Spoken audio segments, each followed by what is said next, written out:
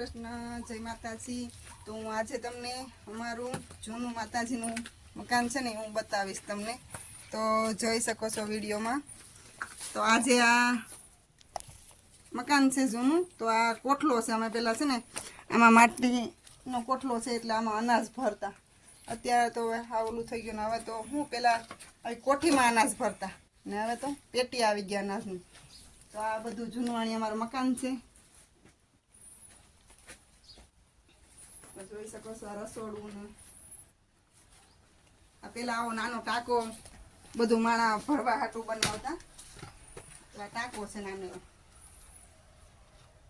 પેલાનું, આ નાનું મકાન છે ને આ જો પેલા ગાડીના પૈડા આવા હતા, તમે જોઈ શકો છો વિડીયોમાં। જો આ રીતે લાકડાના ગાડીના પૈડા હતા। આ બારી પેલાની નથી ખુલતી અત્યારે તો, અને આ દરવાજા છે પેલાના। આવી રીતે ત્રિશુળ ને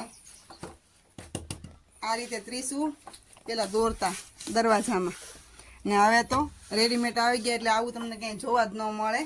ને આ ઉમરો છે અમારે પહેલાંનો જૂનવાણી। તો પહેલાં તો હું પાંચકાના છીકા અને પાવલી ને એવી રીતે રાખતા, અને હવે તો માર્બલના ઉમરા આવી ગયા છે। તો અમારું જૂનવાણી મકાન તમને મેં વિડીયોમાં બતાવ્યું। તો આ જૂનવાણી બોર્ડ છે પહેલાંનું।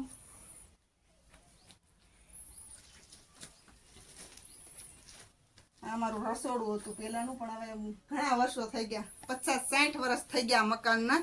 ના અહીંયા અમારા માતાજીનો મઠ હતો રાંદલમાંનો, તો એ પણ હવે જૂનું થઈ ગયું એટલે હવે અમારે દિવાળીએ નવો કરવાનો છે।